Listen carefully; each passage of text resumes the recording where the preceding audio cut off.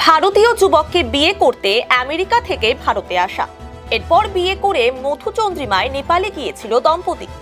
নেপাল থেকে ভারতে ফেরার সময় জাল আধার সহ ধরা পড়ল দুই মার্কিন নাগরিক সহ আরো এক ভারতীয় যুবক। ধৃত দুই মার্কিন নাগরিকের নাম ন্যানা কালাপোরেল ও ইউনিস বিশওয়া। ভারতীয় যুবকের নাম নিমা তামাং, আলিপুরদুয়ারের কালচিনির বাসিন্দা।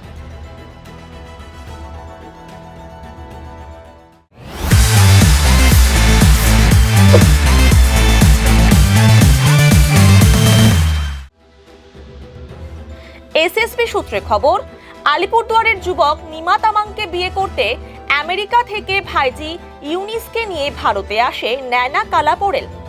বিয়ে সেরে নেপালে মধুচন্দ্রিমায় যায় তারা। নেপাল থেকে ভারতে প্রবেশের আগে খড়িবাড়ির ইন্দো নেপাল সীমান্তে জাল আধার সহ দুই মার্কিন নাগরিক ও ভারতীয় যুবককে গ্রেফতার করা হয়।